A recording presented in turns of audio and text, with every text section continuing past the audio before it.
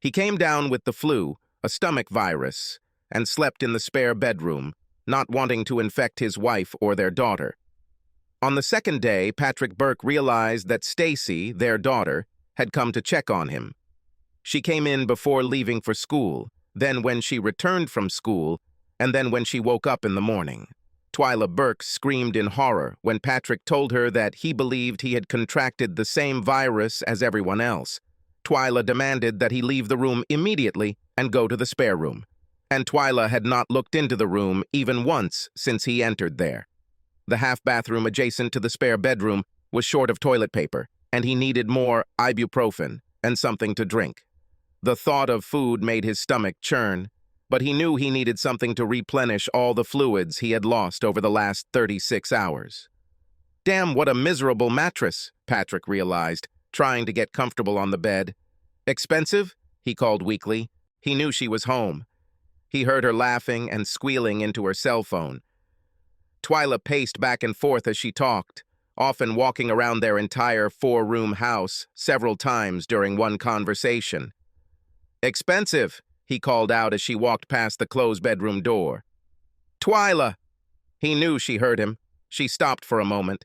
Then the muffled, mumbled conversation with someone continued, and she left. Woman, I know you heard me, Patrick muttered. He found his cell phone and sent Twyla a text message. Need toilet paper, ibuprofen, and Gatorade. A few minutes later, he sent a second message. She was no longer talking on the phone. The TV in the living room was on. Honey, I sent you 2 text messages, Patrick said abruptly, staggering into the living room. You can't say you didn't see them. Are you still contagious? Twyla screamed, raising her hands as if to protect herself from any germs he might have. I'm sure so, Patrick said. I'm still feverish. I sent you 2 text messages I need. Well, get away from me. The last thing I need is to get sick, Twyla screamed. And that was the first thing I needed? Patrick said sharply. Now, I need toilet paper. I need ibuprofen. And please bring me some Gatorade. I like the taste of fruit punch. Okay, just get away from me, Twyla said, waving at him, trying to get him out of the living room. 3 hours later, Patrick staggered to their master bathroom and grabbed 3 rolls of toilet paper from under the vanity. While he was there, he took 2 ibuprofen with some tap water. He then staggered back to the spare room. Stacy returned home from visiting her best friend. Patrick woke up feeling weak and disoriented when he heard his daughter calling for her mother. Checking his cell phone, Patrick saw that it was already after 5 in the evening. Dad, how are you feeling? Stacy asked quietly as she peered through the door. Terrible, Patrick said, trying to smile. So, I guess I'm feeling better. How are you, Stacy Face? You don't know where Mom is? Stacy asked. No. Last time I saw her, God, it was, wow, saw about 9:30, Patrick said. Oh, Stacy said. At 5:30, Patrick tried to call Twyla. The call rang several times and then went to voicemail. A subsequent text message was ignored. Stacy tried at 6:30 and the call went straight to voicemail. At 12 minutes after 8, Twyla came in and yelled at Stacy for making a mess when the 9-year-old girl had to fix herself something to eat. Did you see the mess your daughter made? Twyla demanded, waking up Patrick, who was dozing. Did you bring me Gatorade? Patrick asked. She spilled cheese on the burners. You know how hard it will be to clean up, Twyla continued. Where the hell have you been? Damn, I asked you to bring me ibuprofen and Gatorade at 10 in the morning, Patrick said. Twyla closed the door of the room, and a moment later Patrick heard her screaming at their daughter again. In the small bathroom, he drank some water from the tap before the spasm seized him again. Luckily, with the bathroom door closed, he couldn't hear Twyla scolding their daughter. On Monday morning, after a painful weekend, Patrick felt well enough to leave his bedroom. He made himself a breakfast of scrambled eggs and some toast. He drank some orange juice and then swayed towards his bedroom. You better not be contagious, was Twyla's greeting. Yeah, I'm feeling better. Thanks for asking. No, don't worry, I don't need anything. I just ate eggs, solid food. It's just what the doctor ordered, Patrick said, choosing underwear and socks. He shaved, shuddering as his razor struggled to cut through 4 days of stubble. The hot, needle-sharp shower actually made him feel 100% better. He took out the last 2 ibuprofens and washed them down with a swig of Listerine. Then he got dressed for another day of work in the accounting department of Oakleaf Public Utilities. Twyla and Stacy were in the kitchen, Stacy gloomily gnawing on her oatmeal, complaining about having to eat oatmeal, while Twyla ignored the girl. "Make you strong and big like Batman," Patrick jokes, playfully ruffling the girl's hair. "Dad, do I want to grow up strong and big like Batman?" Stacy sighed. "Poison ivy?" Patrick suggested, picking up his briefcase. "Catwoman?" "Okay." Stacy rolled her eyes. After an unremarkable day at work, Patrick stopped at the local Walmart and bought a case of assorted bottles of Gatorade. He picked up a package of Northern toilet paper and 2 large bottles of generic ibuprofen. Driving through the bedding section, Patrick found a plush mattress pad and stuffed the folded bedding into his shopping cart. "Why did you buy this?" Twyla complained as Patrick was placing his Gatorade purchases in the pantry. "What did I ask you to buy on Saturday?" Patrick asked. "I don't know. What?" Twyla asked. "Try to guess," Patrick said, picking up one of the sports drink bottles. As Stacy approached the dinner table, Patrick showed the girl the 5 single-serve packages of beef macaroni and cheese he had bought for her. Together, they figured out the instructions for using the microwave. Twyla ignored them. Something on her phone caught her attention. "See? So what if Mom is too busy and I'm lying in bed dying of illness?" Patrick said, kissing the top of his daughter's head. "Don't leave it in the oven. Do you know how hard it is to clean it?" Twyla snapped, when Stacy admitted that she was looking forward to cooking her own food.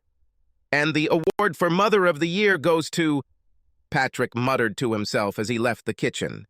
Patrick removed the slightly musty-smelling sheets and mattress cover from the bed in the spare bedroom. The pillows weren't machine washable, so Patrick took them out onto outdoor furniture in their backyard.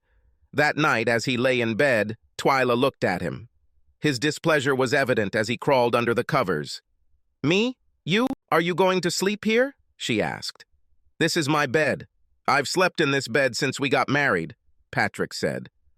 "Why don't I sleep in this bed?" "Oh, well, I just thought, you'll just keep sleeping in," Twyla said. "Sorry if this is inconvenient for you, but I plan to sleep in my own bed," Patrick said, turning away from her. He didn't hear her answer. She immediately turned on the TV. The volume was very high. Patrick often wondered if Twyla suffered from slight hearing loss. "Jesus Christ, Twyla, turn it down," Patrick grumbled after a moment.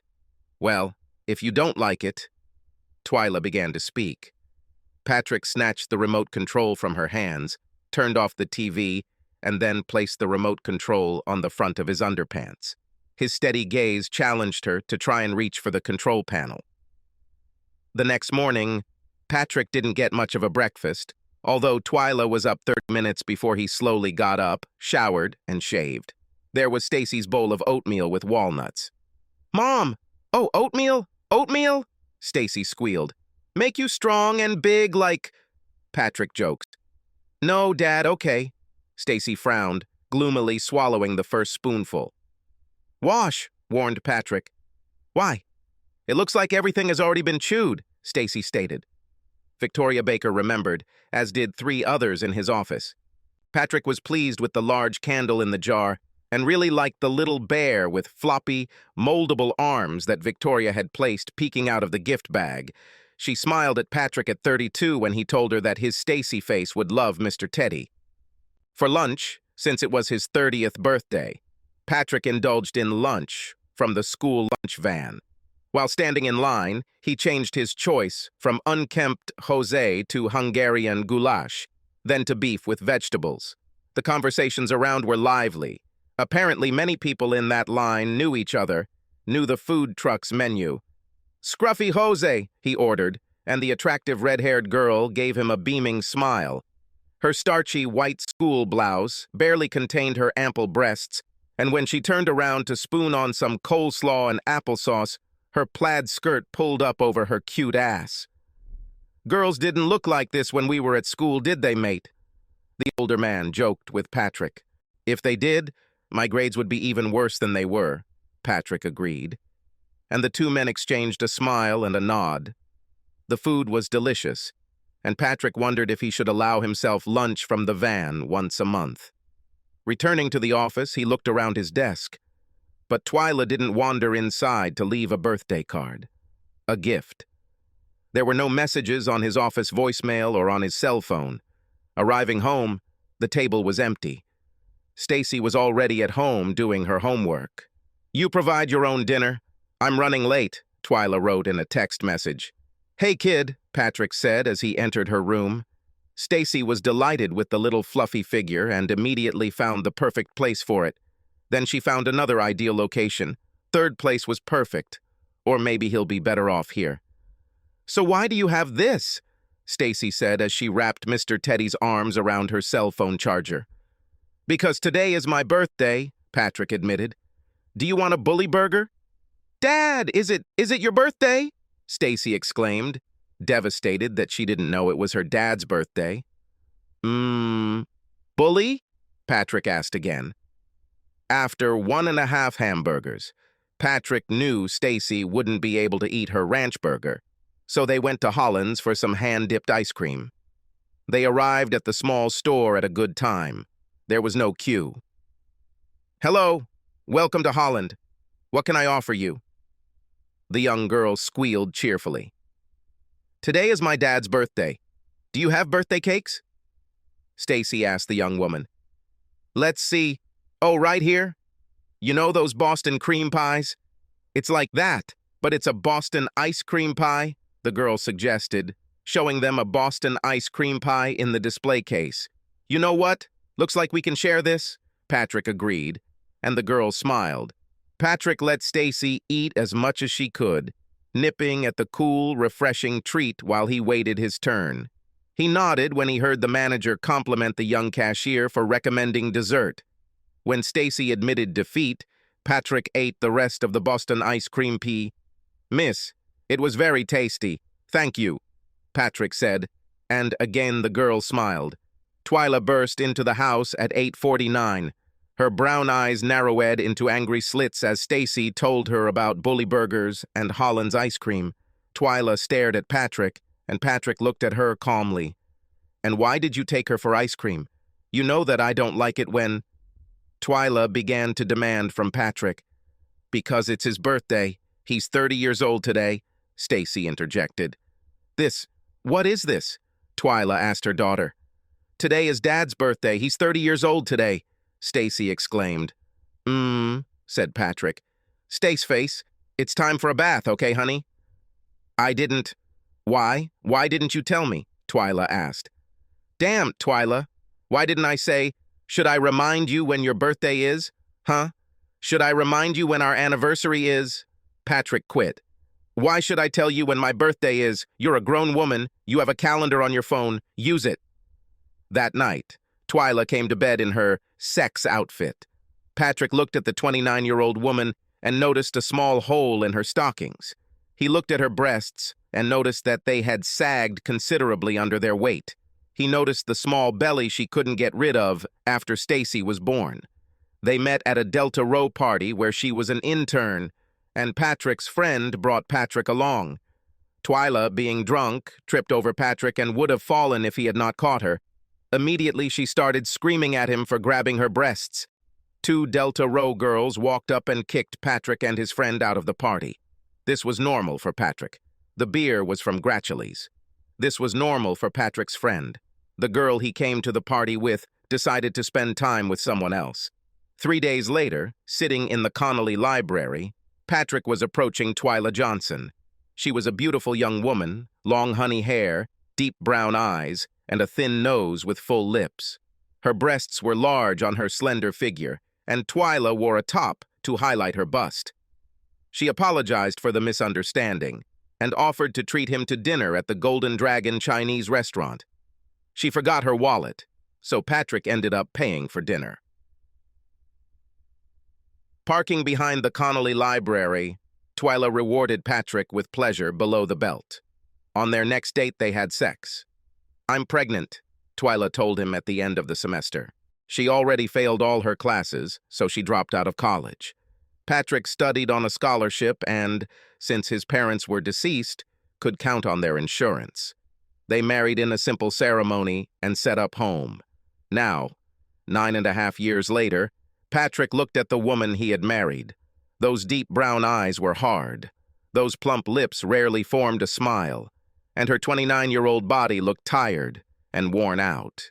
"Hooray, it's time for my compassionate sex," Patrick said, emotionlessly, and rolled over. "Good night, Twyla." "Family law?" Patrick asked Victoria Baker quietly the next morning. "Andrew Walker," Victoria said immediately. "If I was ever going to divorce Natalie, God knows I never would. But if I ever did, I would go to Andrew. What if Andrew couldn't? I would take Teresa White." Patrick nodded seriously and stirred honey into his green tea. As he carried the mug to his office, he saw an internal email from Victoria. He smiled when he saw Andrew J. Walker's phone number. "Just because I missed your stupid damn birthday?" Twyla was screaming, and Patrick knew she had been served with court papers. "My lawyer's business card was with documents," Patrick Twile said. "In the future, call his office. Don't call me," Patrick said, and ended the call. He knew she would call again. He ended the call. Twyla couldn't or wouldn't accept that he had the last word, so she called back immediately. When he sent it to voicemail, she called again. "Write it down. Write down how many times she does it," Andrew said. "This will show a model. Help us determine who should get custody of Stacy." "Right in front of her. I was right in front of her when I took my suits out of the bedroom," Patrick said, sending Twyla to voicemail again. 43 times, Andrew said. As Patrick tallied the total number of missed calls 10 minutes before, he blocked her phone number. Then she called my work number 14 times before I blocked her there," Patrick agreed. "But since you have a 9-year-old daughter, you need to unblock her," Andrew said. "She needs a way to contact you in case something happens to Stacy." Patrick lived at Oxbow Plaza when it was the Claremont Apartments. Then he lived in apartment 311. Yeah, well, walking up and down all those steps wasn't much of a problem back then. Patrick smiled as he opened the door to apartment 106. "Hello, neighbor," smiled Simone Hozarski, his neighbor from apartment 107, walking out with a large canvas bag over her shoulder. "Getting ready for work?" Patrick smiled, seeing the blonde's painted face. "Uh-huh." Simone smiled with a flirtatious smile. "Come to me, do you hear?" "I wish I could," Patrick admitted, watching her sweetly rounded buttocks jiggle and move away from him. "What?" "You're old enough, right?" she teased before disappearing around the corner. "Uh-huh.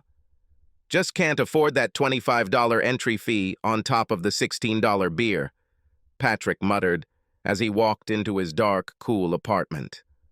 Upton, Stacy's annoying little silky terrier, whined and howled and scratched at the door. Patrick took 3 plastic grocery bags and Upton's leash before opening the door slightly. Upton immediately tried to squeeze through the gap, and Patrick grabbed her and attached the leash to her collar. Upton frantically searched for a suitable patch of grass to urinate on. Finally, when Patrick was ready to just squeeze the piss out of her, she found the right spot and let go. Another 5 minutes of searching, and Upton found a place to defecate. Patrick leaned down, reached through the plastic bag, and found the poop. He then held the poop until he turned the bag inside out. Voila! The poop was collected without Patrick's hand ever touching it.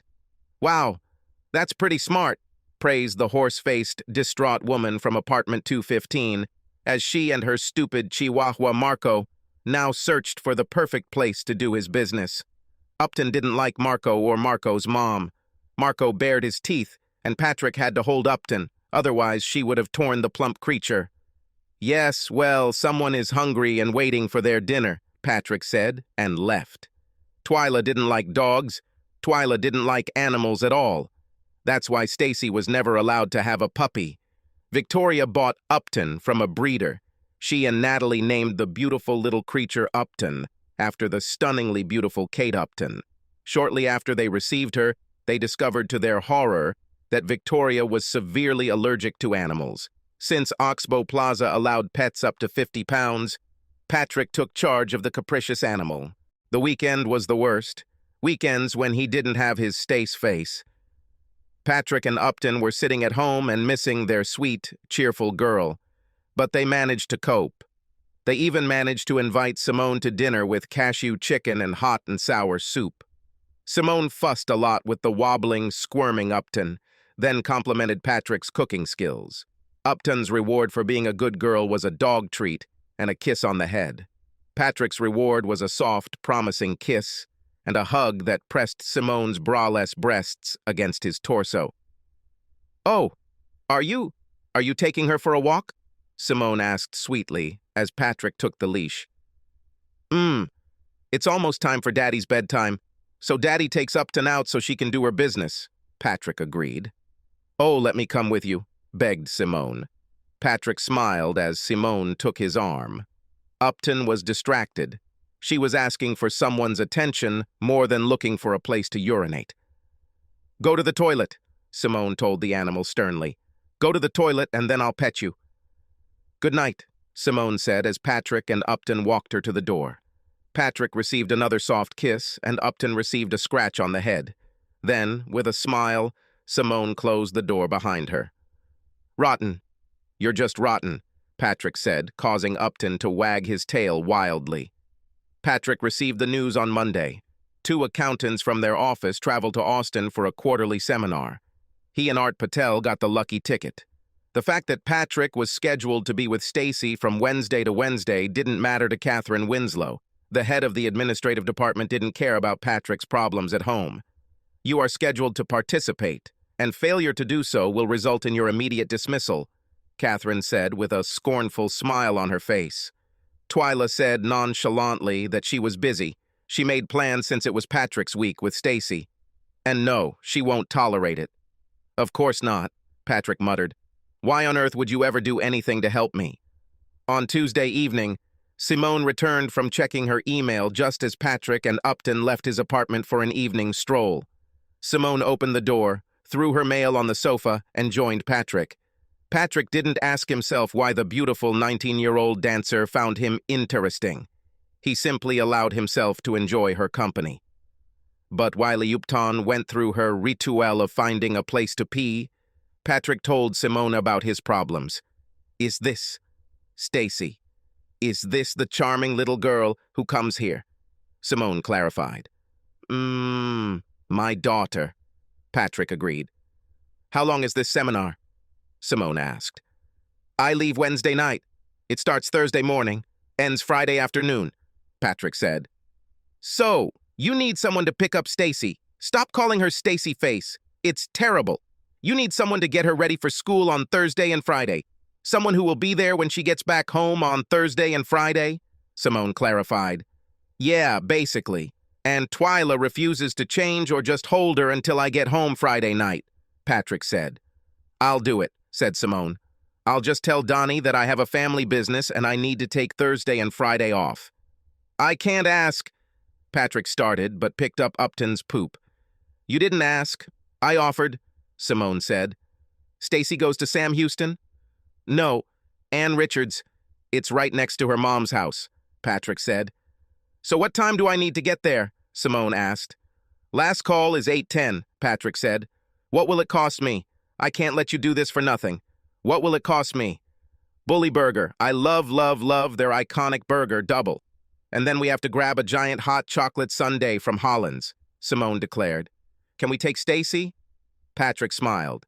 She would be outraged if she found out we went to Holland's and she didn't go. "On our first date?" "Of course," Simone said. "Our second date?" "No. Our second date is a grown-up affair." "Simone, what? What the hell could a beautiful young woman like you want from a 30-year-old man?" "Like me?" Patrick asked when they stopped in front of her apartment door. "You mean a man who spends every minute with his little girl? A man who doesn't treat his daughter like she's a big inconvenience?" Like she has no rights or value just because she's not a boy? A man who, although he knows what I do, hasn't tried to get under my skirt? A man who treats me like I'm not some kind of life support system for a pair of tits? Simone asked. She kissed him tenderly, and then opened the door to her apartment. She gave him a megawatt smile. Hey, Mr. Burke, you should see yourself in a suit, she croaked. On Wednesday afternoon, Patrick drove from the Oakleaf utility plant to Ann Richards Elementary School. He looked into the after-school study room off the library's main lobby and smiled. His Stacy was playing checkers with a very cute girl of about 5, maybe 6. Stacy was losing horribly, and the little girl was giggling excitedly. 3 games in a row, the stocky middle-aged woman answered before Patrick could ask. Patrick told Mrs. Ortega that his friend Simone Hozarski would pick up Stacy on Thursday and Friday afternoon. He wrote down the information on the sheet Mrs. Ortega pulled out, but was forced to admit that he didn't have Simone's phone number. Okay, Patrick smiled. Hey, baby, are you almost ready yet?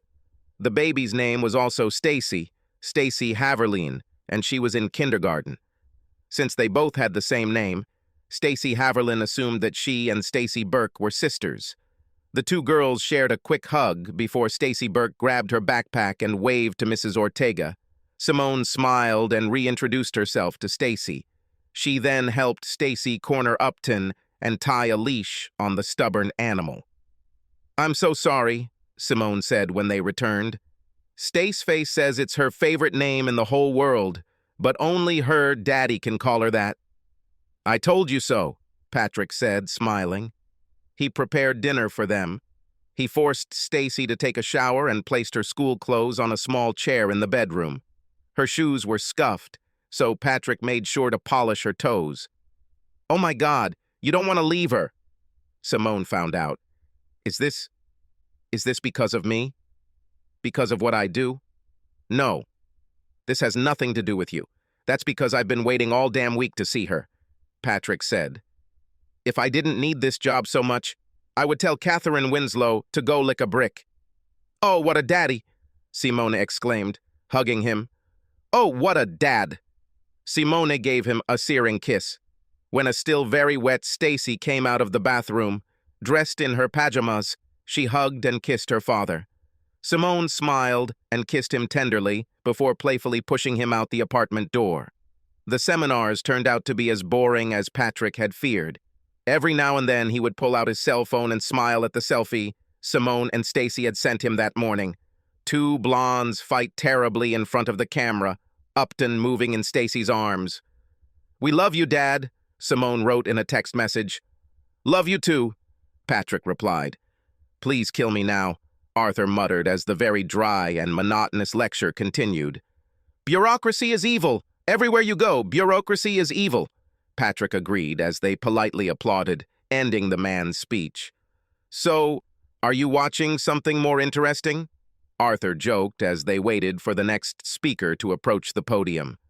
Yes, my daughter, Patrick said, showing Arthur the selfie. Is it your wife? Arthur asked. I heard rumors that you're getting a divorce. This is my friend.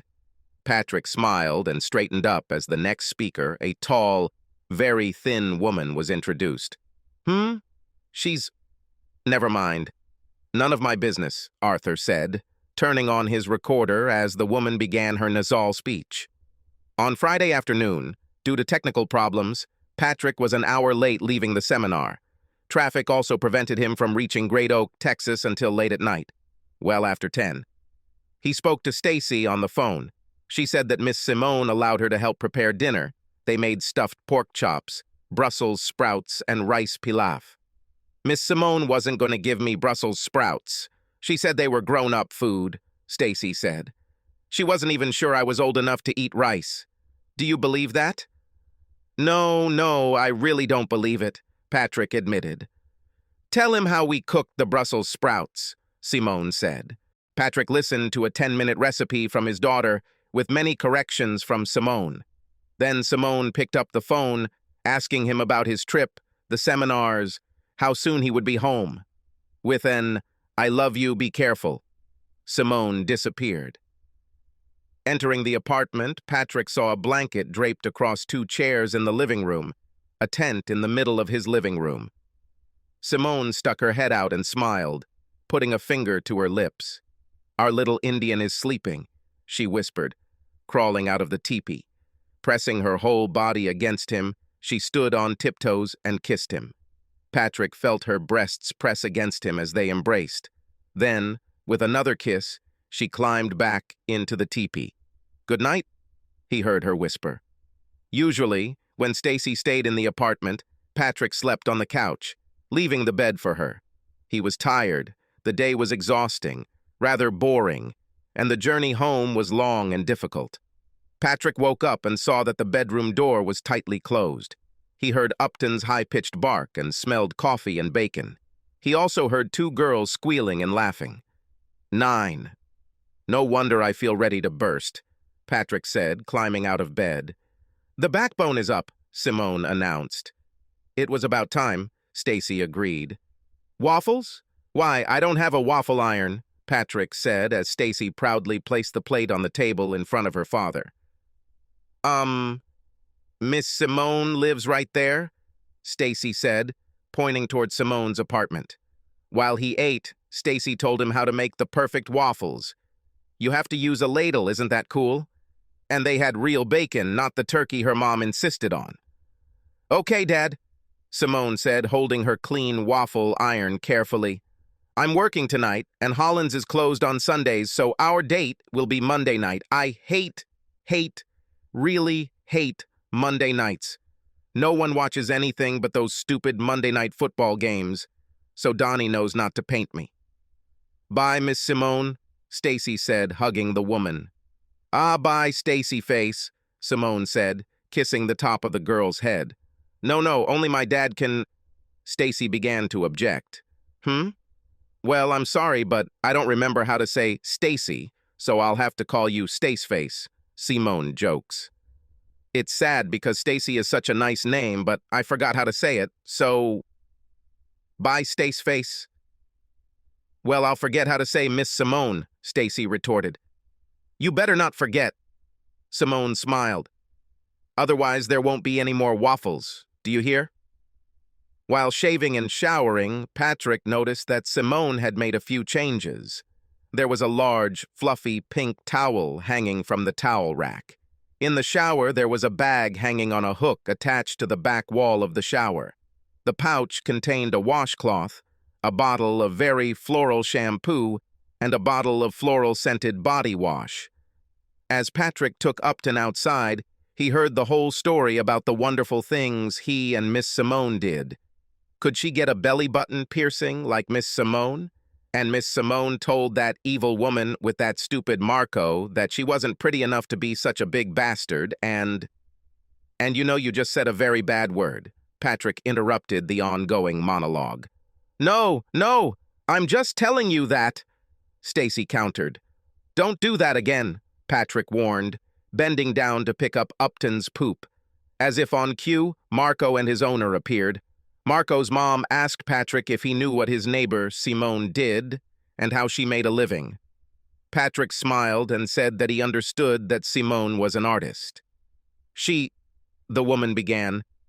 "There are little ears that shouldn't hear your opinion," Patrick interrupted sharply. Walking back to their apartment, Stacy ran to the bedroom to put on her swimsuit. Patrick grabbed the trash from the kitchen. It was starting to deteriorate. He was shocked when the garbage bag clanged. Peeling back the plastic packaging containing the bacon, Patrick saw an empty bottle of Albertson's peppermint gin and 2-quart bottles of Mark's peppermint liqueur. He knew he didn't buy any of this. He wasn't a teetotaler, but he honestly couldn't remember the last time he'd consumed anything stronger than a bottle of barley turlings. A check of his refrigerator revealed that 3 bottles of barley turlings were missing. "Oh, God, I let a drunkard look after my child," Patrick thought. He desperately wanted to kill Catherine Winslow for forcing him to go to Austin for an extremely boring and useless seminar. He badly wanted to kill his estranged wife for not changing her week with him. At the thought that Simone Hazarski could be drinking while with his daughter, his Stacy face, in the car, Patrick wanted to strangle his neighbor. "Ready, Dad," Stacy exclaimed, running out of the bedroom. Stacy's running caused Upton to start running, racing around the small apartment. Patrick had to smile as both he and Stacy applauded the funny little beast's antiques. Patrick didn't have to confront Simone Hazarski about her drinking. While in one of the rooms, the client bought her a drink. The next time she entered the room, she received even more alcohol. For her good services, Donnie, the owner of Coquettes, allowed her 3 more drinks. Her little Toyota Camry wasn't coping well when she crashed into a Ford F-150 at 2:17 a.m. Sunday. On Monday afternoon, Patrick was ready to kill anyone as he walked into his after-school study room. Katharina Winslow didn't even read his seminar report. She had already read Arthur Patel's report. His cell phone was dead and the charger from his car was in his apartment. The apple with his lunch was soft, and the only chips in the pantry were sour cream and onion flavored. It wasn't a good Monday. Stacy Burke and Stacy Haverlin were the only children left in the room. Ms. Timmons said sharply that she had been trying to contact him and Mrs. Haverlin. Mrs. Timmons's daughter, Wendy, fell at her school and broke her arm. Mrs. Timmons was worried and wanted to get to Alliance Health Square as quickly as possible. After throwing Mr. Berkey and the 2 girls out of the room, Mrs. Timmons locked the room and stormed out. Patrick herded the girls outside to one of the many wooden benches under the canopy. "Stacy, honey, do you know Mom's phone number?" Patrick asked softly, holding his daughter's cell phone in his hand. His worries were not this frightened little girl's fault. Patrick didn't take his terrible Monday out on her. He didn't groan when she shook her head. "Daddy took our phone when he left," the girl said in a whisper, clutching her book bag to her chest. "Well, do you know where your mom works?" Patrick asked as they sat down on a bench in front of the school. "That, store?" Stacy asked. Calls to 2 Burns & Burns. Grocers' stores in the Oakleaf area were unsuccessful. Calls to the produce department of the local Walmart also yielded no results. Patrick mused, puzzled. "Honey, is your mother's last name the same as yours?" "Yeah," Stacy said. "Her name is Missy." No, Patrick laughed. "I mean, is she Haverlin, or does she have another—" "Okay, whatever. I think it's her." The wrecked car came to a creaking stop in front of the bench. The little blonde jumped out of the car, tears streaming down her face. She rushed toward Stacy Haverlin, arms outstretched. Patrick saw the words, "Natural Peaks Grocers," embroidered on the woman's blouse above her left breast. So sorry. Miss Gabby made me stay until Tamara came," the woman apologized to her daughter. "It's okay.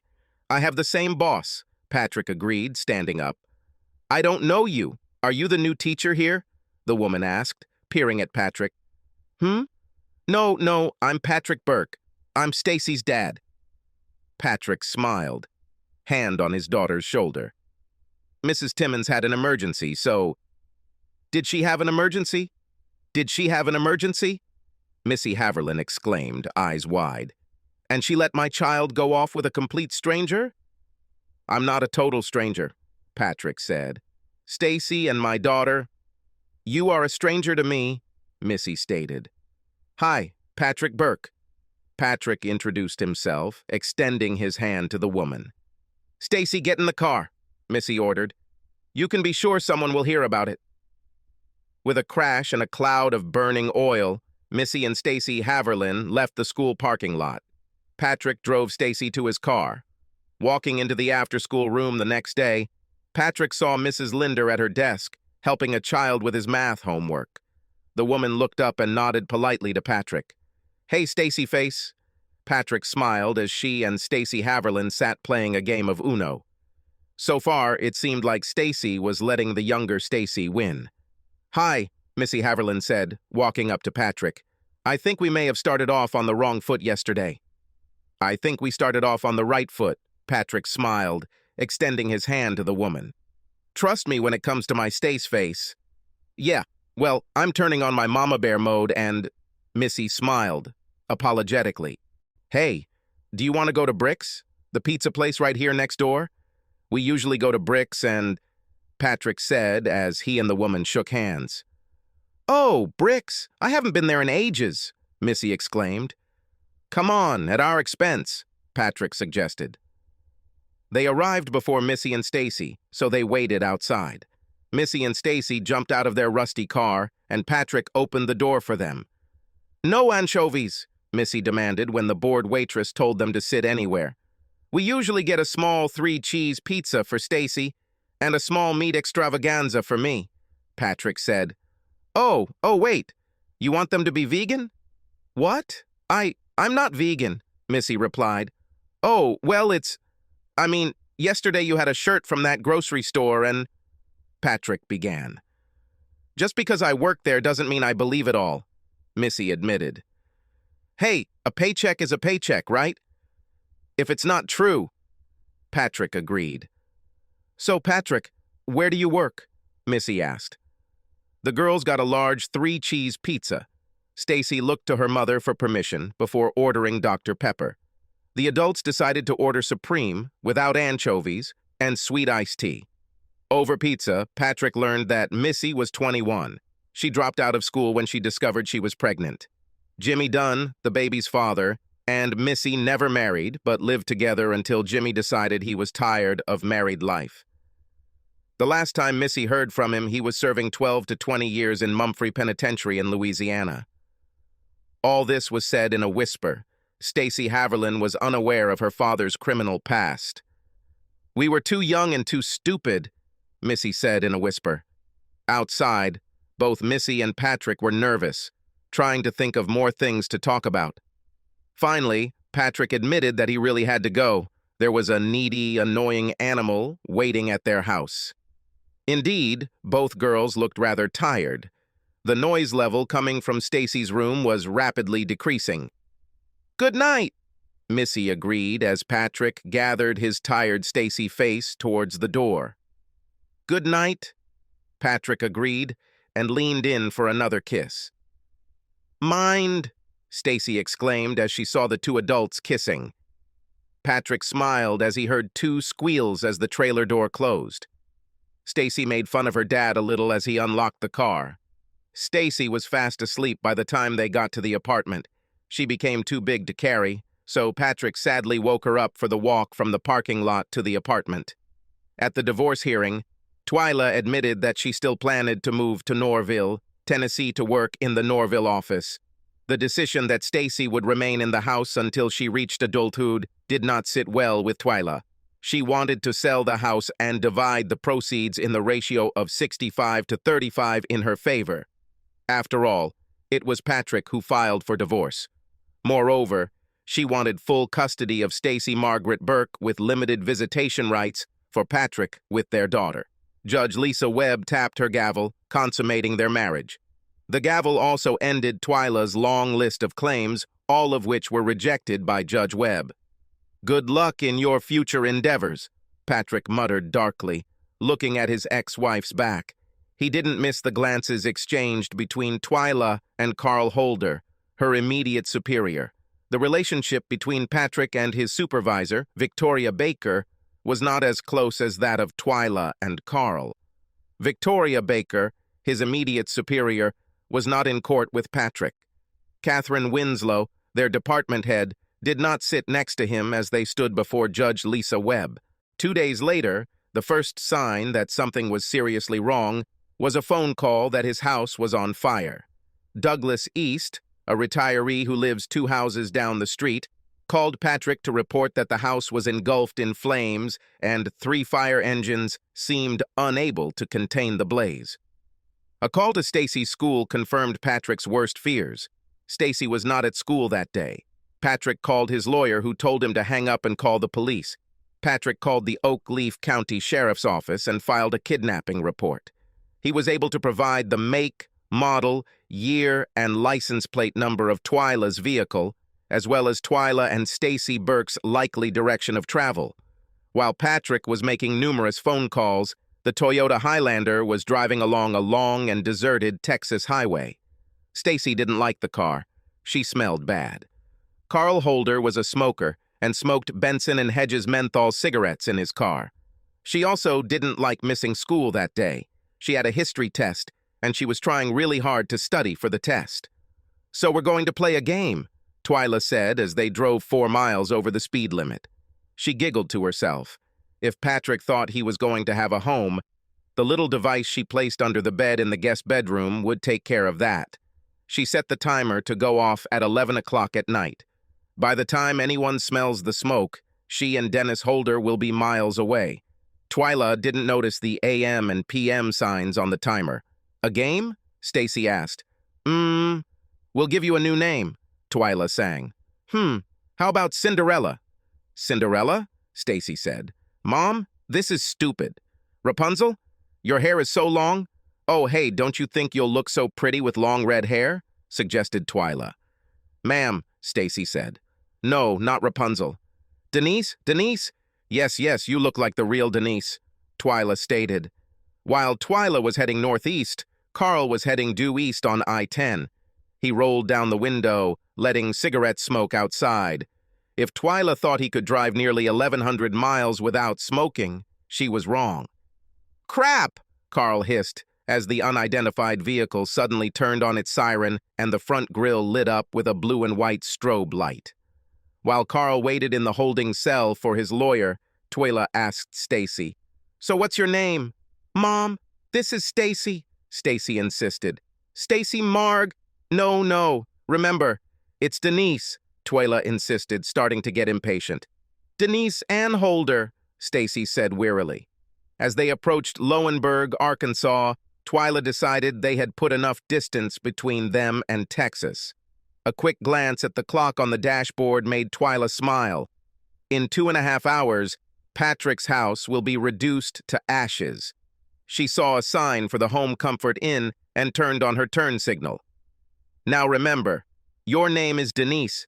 Denise Holder," Twyla reminded Stacy, waking the girl from her uncomfortable sleep. "Yes, madam?" The Latino smiled as 2 tired travelers entered the lobby of the Home Comfort Inn. "Hi, yes, I need a number for—" Twyla began. "I've been kidnapped," Stacy said loudly. "There is a court order preventing her from taking me out of Texas." "Denise, that's not true," Twyla said, trying to laugh at the child's statement. "And my name isn't Denise," Stacy shouted. "My name is Stacy Margaret Burke." "This is true?" the clerk asked Stacy. "No, that's not true." "Okay, we're leaving," Twyla snapped, squeezing Stacy's upper arm tightly. My wife and some guy. They took my son," the Latino hissed, pointing a .38 at Twyla. 10 years. 10 years I have not seen my only son." He kept the gun pointed at the woman as he reached out to press a button to call an outside line on the motel's telephone system. Twyla, looking down the barrel of the gun and at the hatred in the eyes of the motel clerk, realized that her escape had come to an end. "911, what is your emergency?" asked a female voice. "Yes, I have a little girl here saying she's being kidnapped," the man said. "My name is Simone, and I... Simone Hozarski tried to speak, but burst into deep, agonizing sobs. "Everything is fine. Everything is okay." The woman patted Simone on the shoulder. "Sweetie, we were all in the same place as you. Everything is fine." After the van returned to the Alliance Square medical facility, 9 men and 6 women entered the detox clinic and sat in their usual circle. "So, Simone, why do you think it was so difficult for you to admit that you were an alcoholic?" asked Terry Perry. "I don't know," the blonde whispered, wiping her nose with the back of her hand. "Is it because if you admitted it, you couldn't go back to it? If you admitted that you were powerless over alcohol, would you be unable to justify getting your next drink?" Terry insisted. "I don't know," Simona repeated. "Simone," Terry said. "I don't know, okay? I don't know," Simone screamed. "Yes, you do," Terry insisted. "Yes, you know. And until you can become honest?" I don't know, and I don't care," Simone roared at the top of her lungs. Teresa White, Twyla's lawyer, suggested that Twyla accept a plea deal. Carl Holder, Twyla's boss and lover, accepted the request and offered to turn over the state's evidence against Twyla in the kidnapping scheme. And another question about arson, Teresa reminded Twyla. However, Twyla insisted on a jury trial. Twyla knew she could convince any mother in the jury that she had the right to take her own daughter with her. And any man on the jury, Twyla was sure they would be just putty in her hands. A playful smile, a slight ruffle of her long blonde hair. They will fight among themselves to justify it. Told you, Teresa said without sympathy in her voice when Twyla was found guilty on all 12 counts. We should have taken the plea, Teresa said when Twyla was sentenced to a minimum of 20 years at the USA Women's Prison in Waukila, Texas. Mississippi! Stacy J. screamed as her mother walked into the after-school room. Hi, Mississippi! Stacy Face smiled, already picking up their checkers. Oh, I'm gonna kill that man, Missy giggled. He's in wheel 2 double. Good afternoon, Mrs. Burke. Mrs. Ortega smiled, turning her attention away from the boy who was struggling with his reading exercise. Hearing the greeting, Missy smiled widely. Mrs. Ortega smiled and then turned her attention back to the student. After waving to Mrs. Ortega, the 3 blondes left the room. Stacy J. held her mother's hand as Stacy Face walked on the other side of Missy. It's time for you to stop whining. You'll be taller than me, Missy Stace Face said, smiling. Patrick was already in the trailer preparing dinner when the trio entered. Stacy J. was still squealing, but Stacy's face was making gagging noises as Patrick kissed Missy in greeting. While they were eating dinner, Missy reminded Stacy Face and Stacy J. that they had a dentist appointment tomorrow afternoon. Patrick suggested that he simply take pliers and use them to pull out all the teeth. Problem solved. Ma! Make him stop! Stace Face whined. Missy froze, raising her fork to her mouth. What? Stacy Face asked, seeing the strange expression on Missy's face. What did you just call me? Missy asked. Oh, oops. Sorry, Stacy Face said, blushing. Oh no, don't ever apologize for this, Missy demanded. She rose to her feet and hurried around the table. She squeezed Stacy Face in a tight hug. Being a mom is the most rewarding thing in the world, Missy whispered, kissing Stacy Face on the cheek. So why are we here? Stacy Face asked when they sat down. What? Thought you liked this place? Patrick asked as he looked at Lin Cho's menu. We came here for our first date, Stace Face said. Then we came here when you two were getting married. And when we bought the house? Stacy J. agreed. I think they're too smart for us. Missy smiled at Patrick. I think you're right. Patrick smiled, taking Missy's hand. Girls, in about 6 months, you're going to have a baby brother or sister, Missy announced. Sister, both Stacy and Stacy demanded. And what do you think we should call it? Patrick smiled as the waitress approached. Stacy, asked Stacy J. and Stace Face laughing. Oh no, that's too much, Stacy, Patrick insisted. She could be baby Stace, Stacy J. said. Not Denise, Dad, Stace Face said, suddenly becoming serious. Anything but Denise, okay? Here he is, Upton, here's the birthday boy, Missy announced to the squirming, whimpering beast as Patrick entered the kitchen. Dad today is 30,000, Stacy Face announced, heading to the kitchen. 30,000? Stacy J. squealed. I'm 32, not 30,000, Patrick laughed, lightly smacking his eldest daughter on the bottom. After Patrick and the 2 girls left for work and school, Missy cleaned the house. 7 months of pregnancy made her efforts somewhat difficult, but she smiled happily as she worked. She then baked a chocolate ice cake after their birthday party at Ling Cho Chinese restaurant. She heard the mailman's small truck stop and looked out the kitchen window as a middle-aged man put some things in the mailbox. Even though she knew he couldn't see her through the tinted windows, she waved to the man. At 3:15, she and Upton stood in the long line of cars picking up children from Ann Richards Elementary School. Upton whined, and barked desperately at anyone who so much as looked at their car. Finally, both girls got into the car, and Upton threw herself into the back seat to lick, paw, and scratch the 2 girls until she was distracted. God, Upton, we were only gone for a couple of hours, Stacy Face said. While the girls were doing their homework, Missy remembered that the postman had put mail in their box. She went outside and picked up 3 bills, an advertising brochure, and a large red envelope addressed to Patrick Burke. After dinner at Ling Cho, the Burkes returned to their home in Oakleaf. Patrick blew out the 30,000 candles on his icebox pie. He thanked his wife for the expensive pen and thanked the two girls for their handmade greeting cards. Oh, yeah, it was in the mail today," Missy said as she found a large red envelope in a wicker basket on the breakfast counter.